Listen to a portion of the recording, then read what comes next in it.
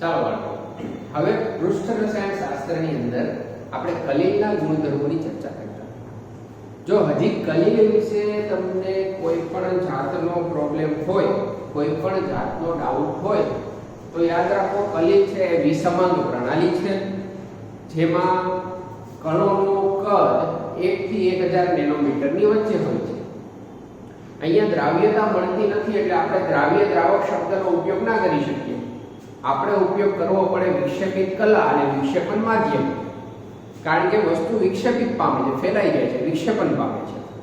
તો ડીપી અને ડીએમ ની આપણે ચર્ચા કરતા હતા. ડીપી એટલે ડિસ્પર્ઝન ફેઝ, વિક્ષેપિત કલા, અને ડીએમ એટલે શું? તો કે વિક્ષેપણ માધ્યમ, ડિસ્પર્ઝન મીડિયમ. હવે કલીલના ઘણા બધા ગુણધર્મો જોઈએ આપણે, સંખ્યાત્મક ગુણધર્મો, ટિંડલ અસર, બ્રાઉનિયન ગતિ, કલીલ ઉપરનો વીજભાર, વિદ્યુત કણ સંચરણ. એવી જ રીતે એક વીજભાર છે, એક ગુણધર્મ છે સ્કંદન. હવે જો સ્કંદન એક શબ્દનો, સ્કંદનનું અંગ્રેજી થાય કોએગ્યુલેશન. તો સ્કંદન અથવા કોએગ્યુલેશન એટલે શું? તો એની સિમ્પલ વ્યાખ્યા કે કલીલમય કણો જો ભેગા થઈ અને નીચે બેસી જાય, તળિયે બેસી જાય, તો એ વસ્તુને સ્કંદન બોલે. હવે સ્કંદન સમજવા માટે બ્રાઉનિયન ગતિ મહત્વની છે, જે આપણે ભણેલા છે. તો બ્રાઉનિયન ગતિમાં આપણે શું કીધું છે? તો કે બ્રાઉનિયન ગતિની અંદર આપણે એવી ચર્ચા કરેલી છે કે જ્યારે કલીલમય કણોને માઇક્રોસ્કોપમાં ઓબ્ઝર્વ કરવામાં આવે ત્યારે ઝિગઝેગ મૂવમેન્ટ આપે છે, આપણને અસ્તવ્યસ્ત ગતિ આપે છે, એવી આપણે ચર્ચા કરેલી.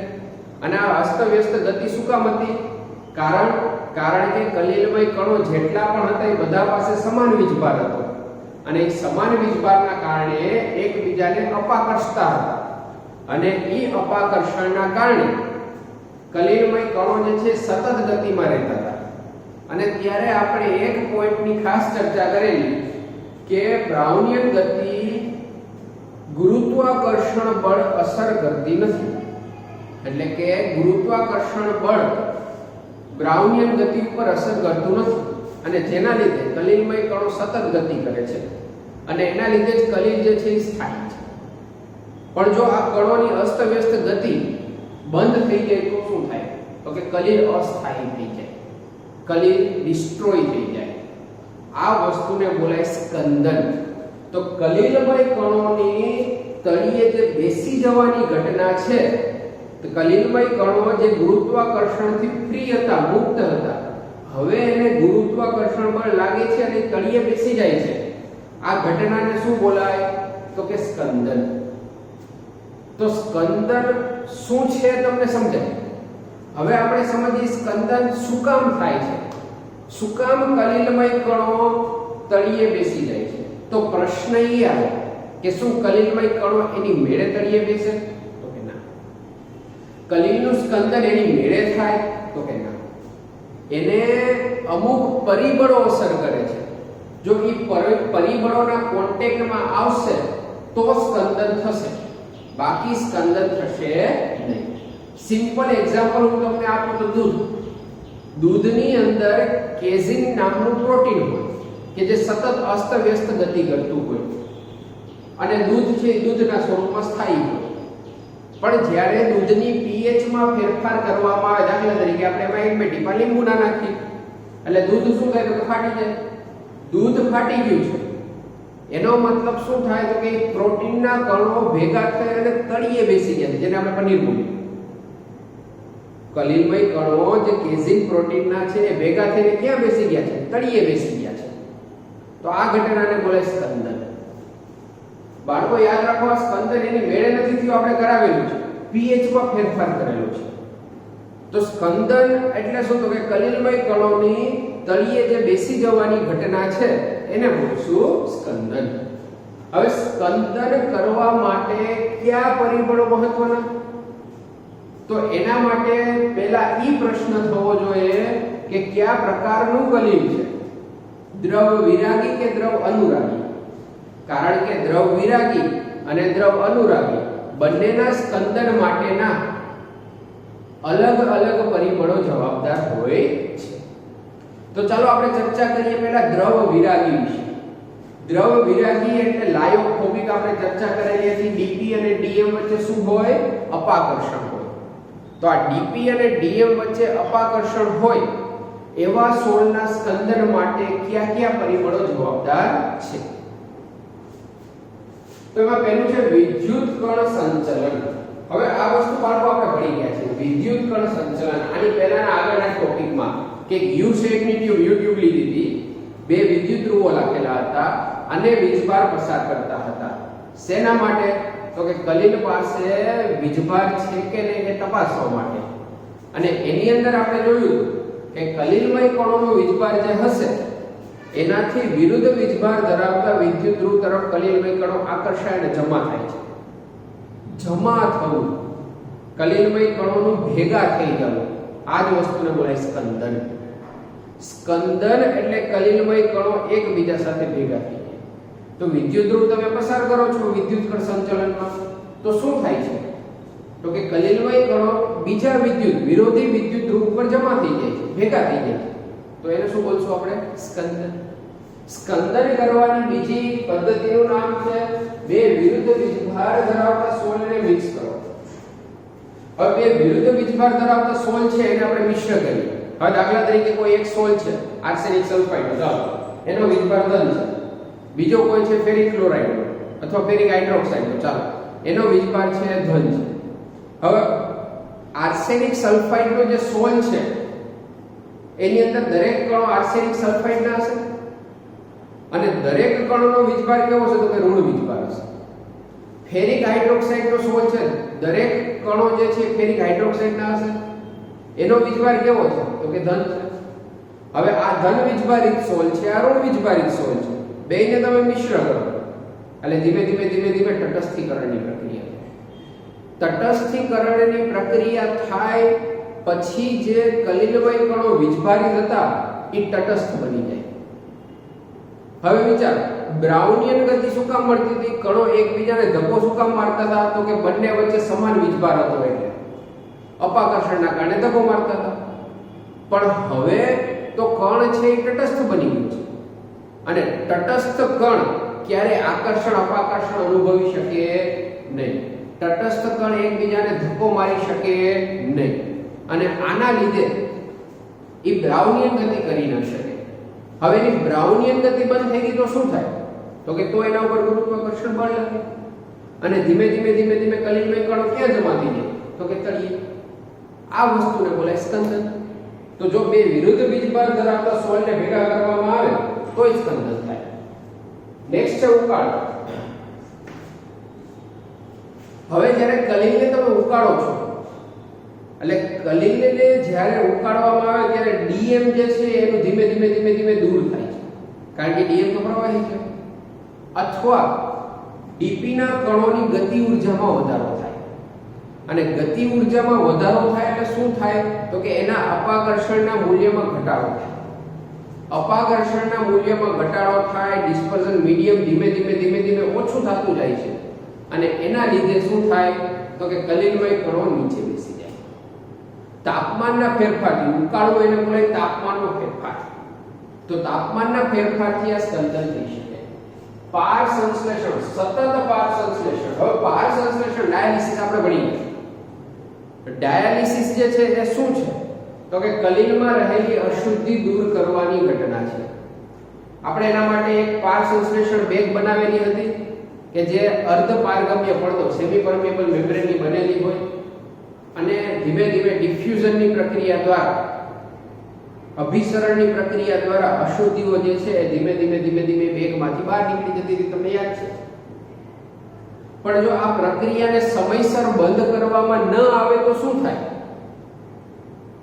તો કે જો પ્રક્રિયા સમયસર બંધ ન થાય તો ધીમે કલિલમાંથી અશુદ્ધિની સાથે સ્થાયી કારકો દૂર થવા માંડે. સ્થાયી કારકનું શું કામ હતું? તો કે આપણે ભણ્યા દ્રવ વિરાગીની અંદર ડીપી-ડીએમ વચ્ચે અપાકર્ષણ હોય એટલે એની અંદર સ્થાયી કારક ઉમેરવામાં આવે કે જેનાથી ડીપી-ડીએમ સ્થાયી થાય. પણ સતત પાર સંશ્લેષણ કરીએ એટલે શું થાય? તો કે સ્થાયી કારક ધીમે દૂર થતા જાય અને સ્થાયી કારક એ જો ધીમે ધીમે દૂર થતા જાય તો શું થાય? તો કે કલિલ પાછું અસ્થાયી બની જાય, કણો બધા નીચે બેસી જાય, જેને આપણે સ્કંદન બોલીએ. વિદ્યુત વિભાજ્ય ઉમેરવાથી, જો આ ઇમ્પોર્ટન્ટ, વિદ્યુત વિભાજ્યો ઉમેરવાથી એને બીજા શબ્દોમાં બોલાય હાર્ડી અને શુલ્ઝના નિયમો. શું બોલશું આપણે? હાર્ડી અને શુલ્ઝના નિયમો. ચાલો એને આપણે એક્સપ્લેન કરીએ કેવી રીતે.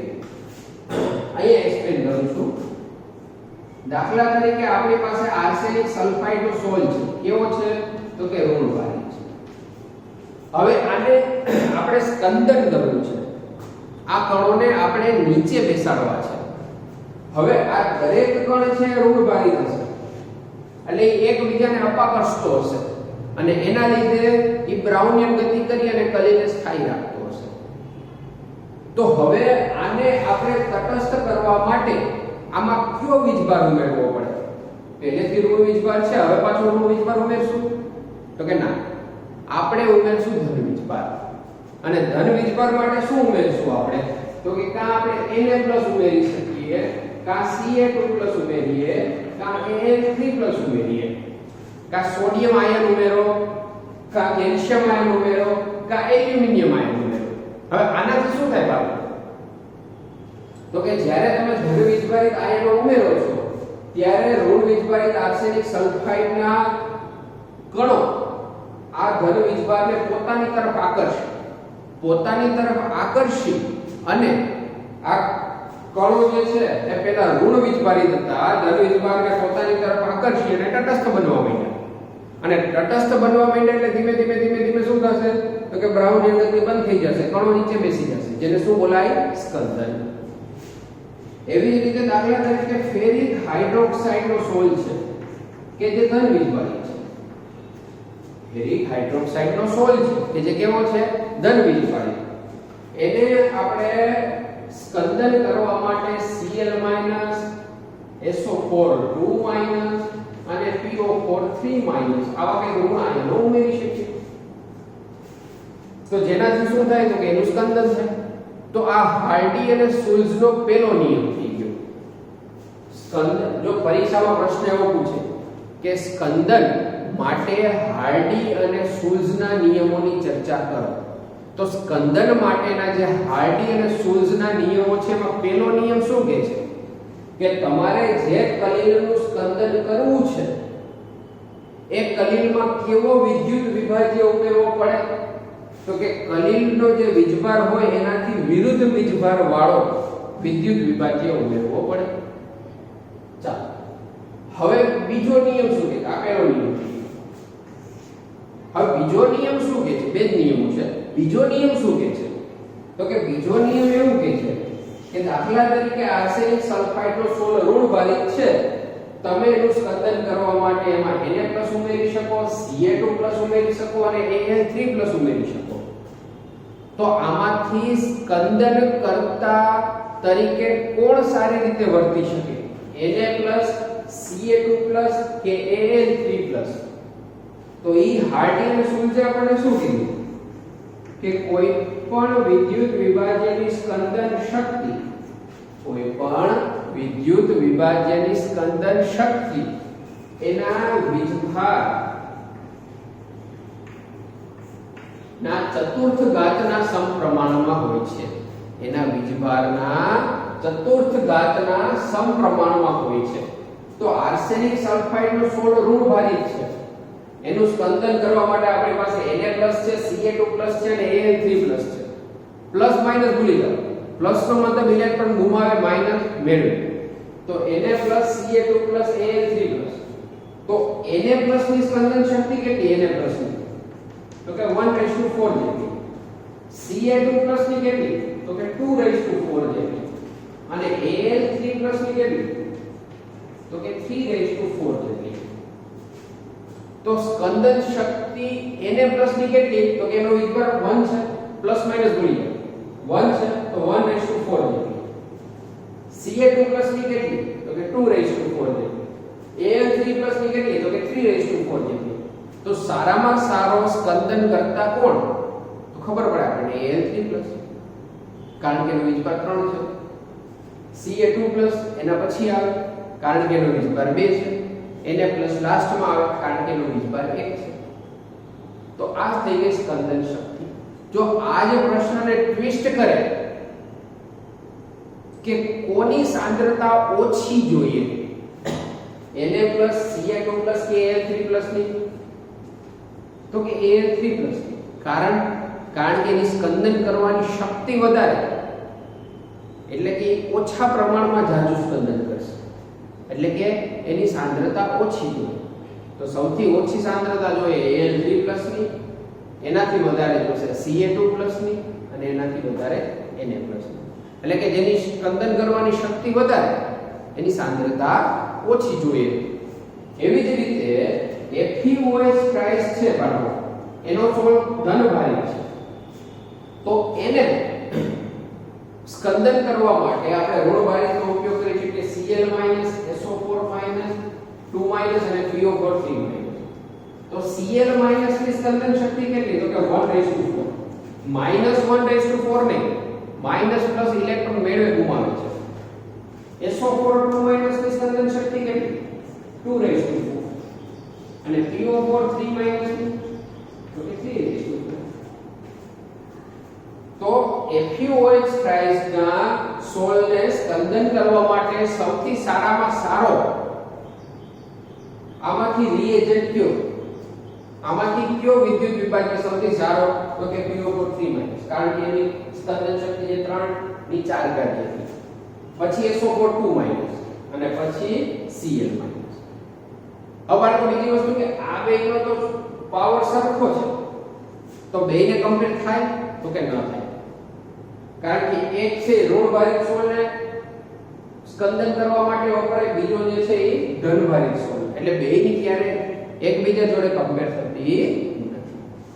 ચાલો, તો આ છે દ્રવ વિરાગી સોલના સ્કંદન માટેના પરિબળો. દ્રવ વિરાગી DP-Dm વચ્ચે શું હતું? અપાકર્ષણ.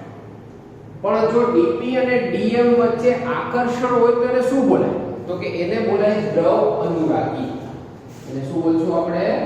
દ્રવ અનુરાગી. કે જેમાં DP અને Dm વચ્ચે શું છે બાળકો? આકર્ષણ છે. અને DP અને Dm વચ્ચે આકર્ષણ હોય તો શું થાય? તો કે એ તો ભેગા જ હોય. એને સ્કંદન કરવા માટે તો કે ભેગા શું કામ છે ઈ સમજો. તો કે ભેગા બે રીતે છે, બે પરિબળોના આધારે છે. દ્રાવક નિયંત્રણ, જેને સોલ્વેશન કહેવાય. DP-Dm વચ્ચે શું કામ આકર્ષણ છે? કારણ કે DP ના કણો જે છે એ Dm માં સરળતાથી યોજન પામે છે, સરળતાથી છૂટા પડી જાય છે. હવે છૂટા પડવાની ઘટનાને આપણે રોકી દઈએ તો શું થાય? તો કે એનું સ્કંદન થઈ જાય.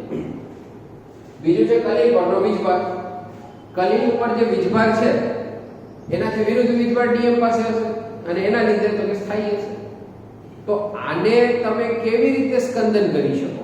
તો કે એનું સ્કંદન કરવા માટે કાં તમે એનું તાપમાન વધારો, કાં વિદ્યુત વિભાજ્ય ઉમેરો, પણ એનું બહુ કોઈ ઇમ્પોર્ટન્સ હોતું નથી. હવે આપણે સંરક્ષણ, કલિલનું સંરક્ષણ સમજીએ. આનું બહુ કોઈ ઇમ્પોર્ટન્સ છે નહીં. બાળકો પરીક્ષામાં આજ પૂછાય છે દ્રવ વિરાગી સોલ. તો કલિલમય સોલનું સંરક્ષણ, કલિલને પ્રોટેક્ટ કરવું છે, તો એના માટે ઝિગમુન્ડની નામના વૈજ્ઞાનિકે એક ગોલ્ડ નંબરની વ્યાખ્યા આપેલી છે. ગોલ્ડ નંબર શું છે તો હું તમને સમજાવું. દાખલા તરીકે એક ટેસ્ટ ટ્યુબ છે આપણી પાસે, અને આ ટેસ્ટ ટ્યુબની અંદર આપણી પાસે 10 ml ગોલ્ડનો સોલ છે. એ ટેસ્ટ ટ્યુબની અંદર 10 ml ગોલ્ડનો સોલ છે, બરાબર છે? કે જેનો રંગ કેવો છે? તો કે લાલ. લાલ રંગનો ગોલ્ડનો સોલ છે 10 ml. હવે એની અંદર આપણે શું ઉમેરીએ છીએ બાળકો? તો કે આની અંદર આપણે ઉમેરીએ છીએ 10% 1 ml NaCl નું દ્રાવણ. 10% 1 ml NaCl નું દ્રાવણ. હવે NaCl નું દ્રાવણ ગોલ્ડ સોલમાં ઉમેરશું એટલે શું થશે? તો કે આ ગોલ્ડ સોલનું સ્કંદન થવા મળશે. સ્કંદન આપણે ગણ્યા. ગોલ્ડ સોલમાં કણો ધીમે ધીમે નીચે બેસવા મળશે અને એ ગોલ્ડ સોલ્ટનો કલર બદલી જશે, લાલમાંથી કેવો થઈ જશે તો કે બ્લુ થઈ જશે, લાલમાંથી કેવો થઈ જાય બ્લુ, કારણ કે ગોલ્ડ સોલ્ટનું ધીમે ધીમે શું થાય છે સ્કંદન થાય છે. હવે આ સ્કંદન થતું રોકવા માટે આપણે કોઈ આમાં x નામનું કલીલ ઉમેરીએ, કોઈ બીજું કલીલ ઉમેરીએ x નામનું કલીલ, તો x નામનું કલીલ શું કરશે તો કે NaCl ને ગોલ્ડનું સ્કંદન કરતા રોકશે, એટલે કે NaCl ને ગોલ્ડના સ્કંદન કરવા માટેના ગુણધર્મને રોકશે, જેના લીધે શું થાય તો કે આ કલર ચેન્જ છે એ ધીમે ધીમે બંધ થઈ જશે. તો આને બોલશું આપણે ગોલ્ડ નંબર. ગોલ્ડ નંબર એટલે શું તો કે આ જે બીજું કોલોઈડ, બીજું કલીલ જે આપણે નાખ્યું છે એની સાંદ્રતા,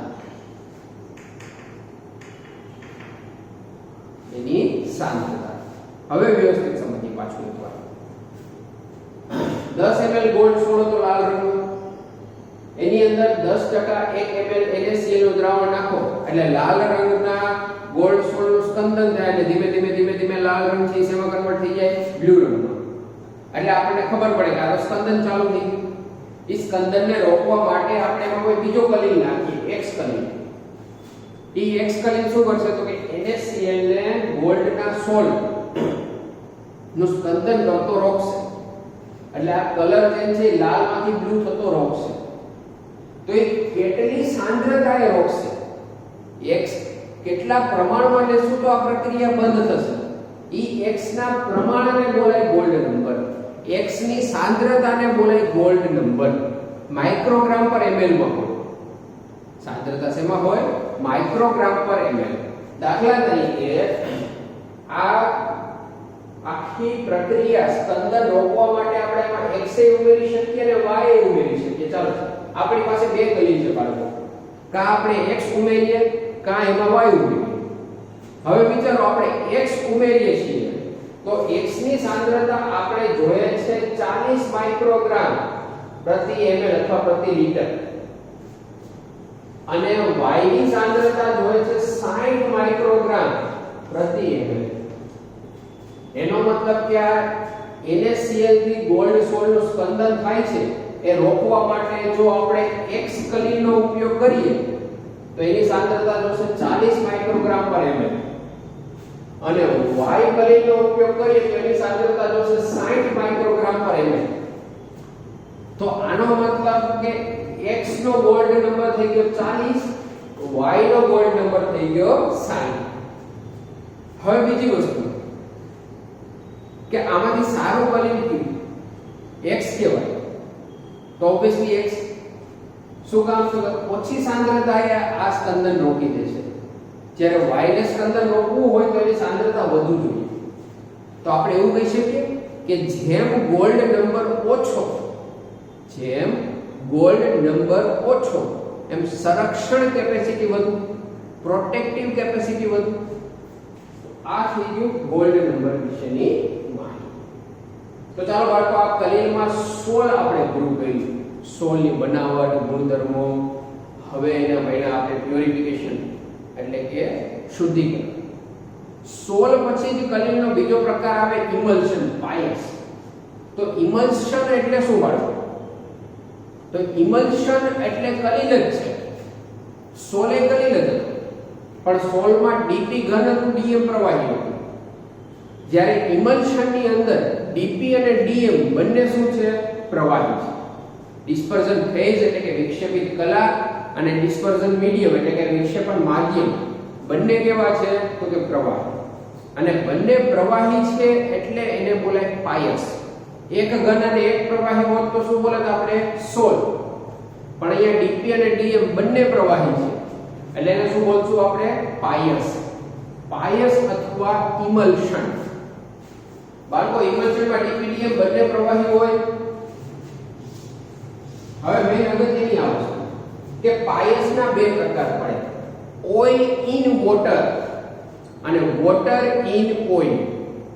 જો શબ્દ સમજો એટલે એમને યાદ રહી જાય. Oil in water, oil in water, પાણીમાં તેલ.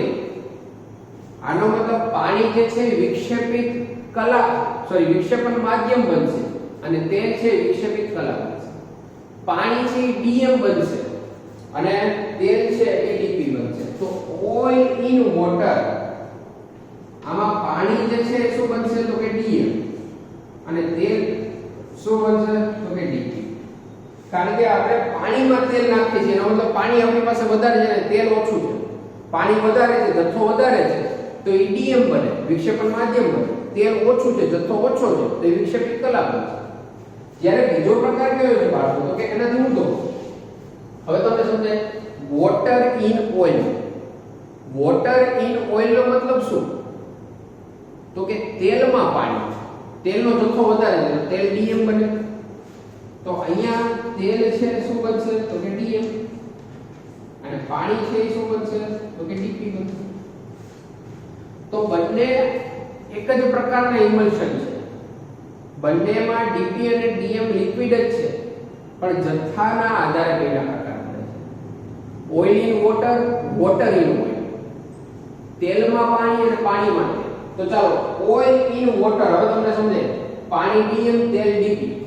વોટર ઇન ઓઇલ, તેલ ડીએમ, પાણી ડીપી. ઓઇલ ઇન વોટર ના ઉદાહરણ ક્યાં પાડો તો કે દૂધ અને વેનિશિંગ ક્રીમ. દૂધ જે છે એની અંદર જે ફેટ હોય, તેલી તત્વો એ પાણીમાં સસ્પેન્ડેડ હોય. સસ્પેન્ડેડ હોય એટલે કે ફેલાયેલા, દ્રાવ્ય થયેલા ન હોય. એટલે દૂધ છે એ કલીલ છે. કલીલમાં એટલે કે દૂધમાં પાણીનો જથ્થો વધારે હોય જ્યારે ચરબીનો જથ્થો ઓછો હોય, તેલનો જથ્થો ઓછો હોય. એટલે તેલ જે છે એ પાણીમાં છે. અને બીજું ઉદાહરણ છે વેનિશિંગ ક્રીમ. જ્યારે વોટર ઇન ઓઇલ એમાં એક છે માખણ. માખણની અંદર તમે જુઓ તો તેલી ઘટકો વધારે હોય અને પાણીનું પ્રમાણ ઓછું હોય. અને બીજું છે ક્રીમ, કોઈ પણ કોલ્ડ ક્રીમ છે, બરાબર. આ એનું ઉદાહરણ છે. ઇમલ્શન બનાવવાની ઘટનાને બોલાય ઇમલ્સીકરણ, અંગ્રેજીમાં બોલાય ઇમલ્સિફિકેશન. તો પ્રશ્ન એ થાય કે સાહેબ એક જે છે એ તેલ છે, બીજું જે છે એ પાણી છે. તેલ ને પાણી થોડા મિશ્ર થાય. તેલ ને પાણી ભેગા જ ન થઈ શકે તો એ ઇમલ્શન એટલે પાયસ કેવી રીતે બનાવે તો કે તેલ અને પાણી ભેગા ન થાય એટલા માટે એની અંદર સ્થાયી કારક ઉમેરવામાં આવે. કુદરતમાં પહેલેથી ઉમેરેલા હોય, જ્યારે આપણે જો બનાવીએ તો એમાં સ્થાયી કારક ઉમેરવા પડે. એ શું કરે તો કે તેલ અને પાણીની જે આંતરપૃષ્ઠ છે, બંને વચ્ચેની જે પૃષ્ઠ છે એને એકબીજા સાથે જોડી રાખે. એટલે કે તેલ અને પ્રવાહીને છૂટા પડવા નથી દેતા.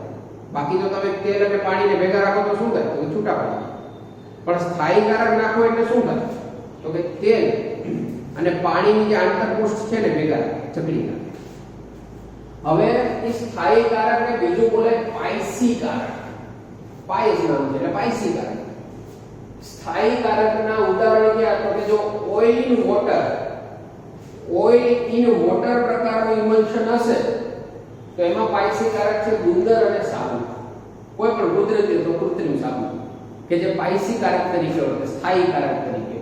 ક્યારે ઓઇલ ઇન વોટર પ્રકારનું ઇમલ્શન હોય ત્યારે.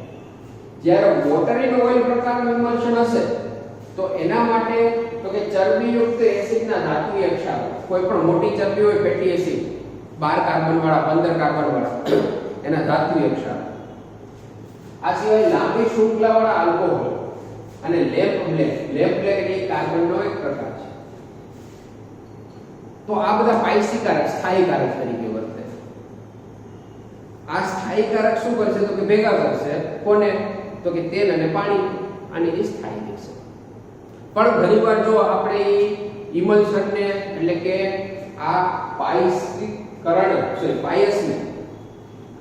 આપણે સતત એને તાપમાન આપીએ, સતત એનું સેન્ટ્રીફ્યુગેશન કરીએ, વધુ પડતું ઠારણ કરીએ તો શું થાય તો કે તો ધીમે ધીમે બે ફેઝ અલગ પડી જાય. તેલ અને પાણી અલગ પડી જાય. એને ઇમલ્શન તોડવાની પ્રક્રિયા બોલાય.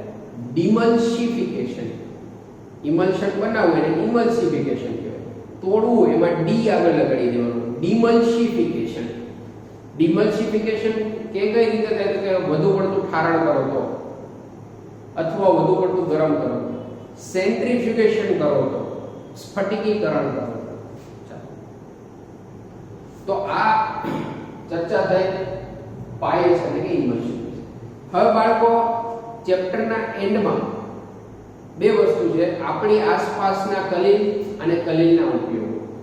તો એ ફેક્ચ્યુઅલ હોવાથી એની ચર્ચા આપણે અગાઉ એક અધિશોષણના ઉદાહરણ સ્વરૂપે કરેલી હતી, એ જ રીતે કરશું. ચાલો આટલું નોટ ડાઉન કરી લેજો.